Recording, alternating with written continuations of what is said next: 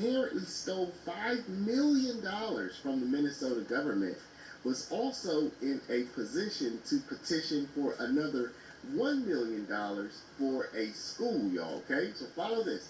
She's stealing $5 million from the Minnesota government, and she's also in a position in a school, and she's like, "Yo, we need to get this $1 million grant for anti-drug programs for this school." And now that money has been misspent, y'all. Apparently, okay. Tracking the money has been very difficult, as you'll see here, and it looks like that money may have also been used for fraud, y'all. So it's just crazy.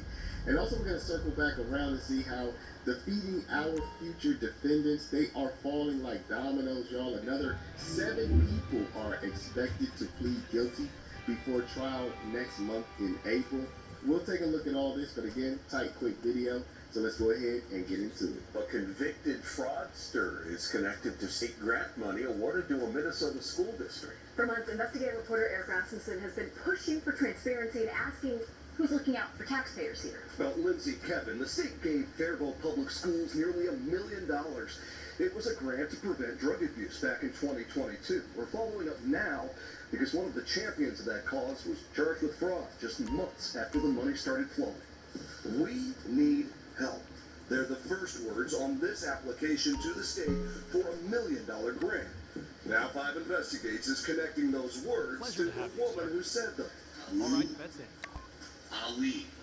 I hope I'm pronouncing that correctly. Lul Ali. We need help. It's not just a school. We need help. Big help. Months after urging the Faribault School Board to go after grant money from the state in 2022, prosecutors charged Lul Ali with stealing $5 million from taxpayers. She's now one of more than 50 people who pleaded guilty to fraud connected to feeding our future. So I'm going to pause right here, y'all. We will pick back up with this story, but I want to loop in feeding our future. I'm sure most of you all know about this by now, but there have been developments with feeding our future as well.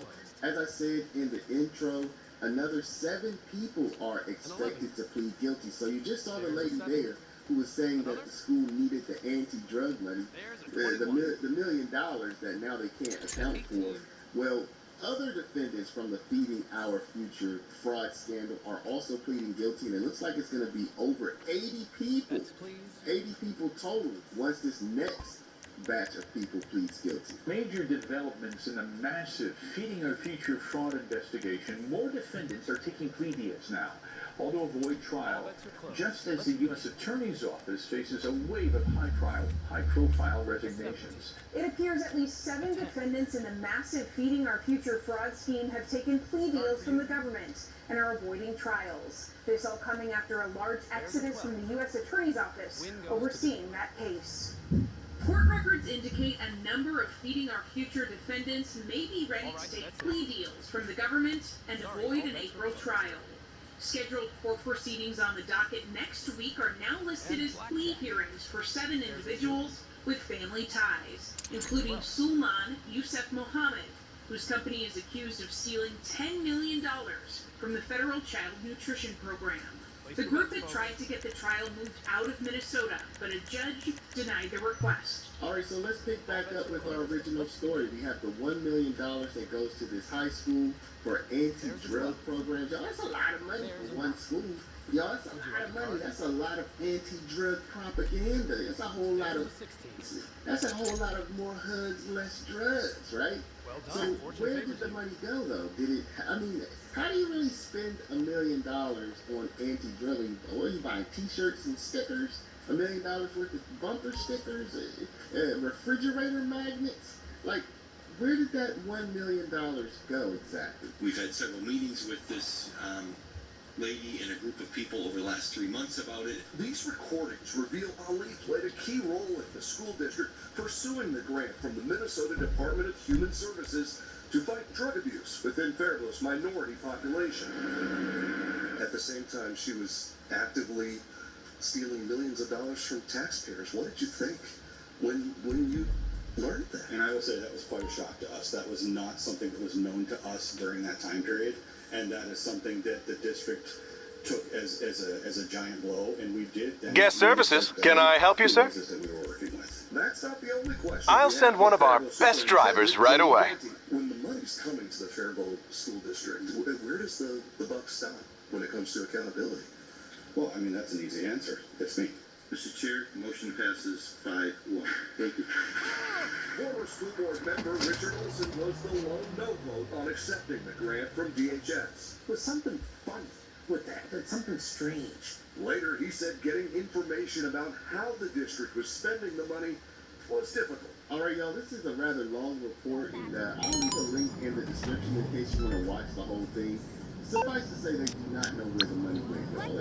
It's gone. Probably lost to fraud as well. Lost to people's salary.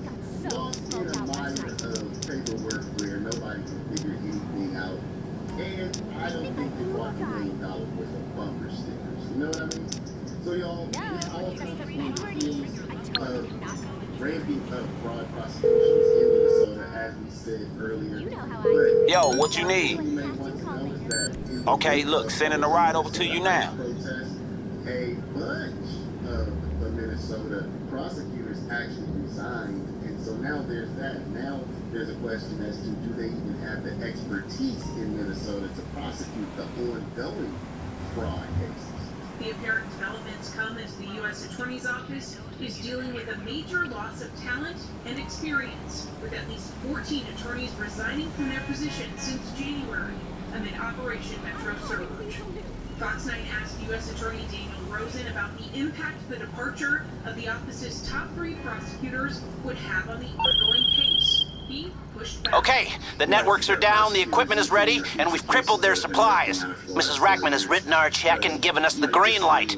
We're good to finally move on that submarine and stop this threat. We have an enormous amount of institutional knowledge here in the office that all continues.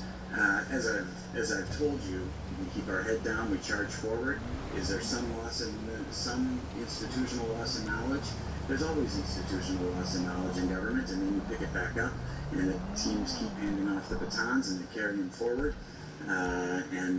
This team is a very, very effective team, and the fraud prosecutors that we have are people who are going to put a lot of people in prison. And so far, 79 people have been charged for their involvement in the $300 million scheme.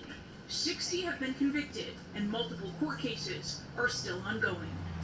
The trial of another Feeding Our Future defendant was supposed to start in June, but prosecutors asked to push that trial back, citing staffing at the U.S. Attorney's Office as one of the reasons for the request. Miriam Guire, Fox 9. So yeah, y'all, the late, great Scott Adams of Gilbert. I used to watch his show on a practically daily basis. I would look forward to it. Every dollar Rest in his in fucking peace, Scott salary, Adams. it goes through him. He would say that he thinks any government program that's Anybody who's in charge of anybody, is going to be they're susceptible to fraud. And that there are probably many millionaires in the United States who got their money from those kind of fraud. And now you're saying just for from you Minnesota that nothing is safe, y'all. Not even the anti-drug program. They're like, yo, you gotta get my brothers on that anti-drug thing.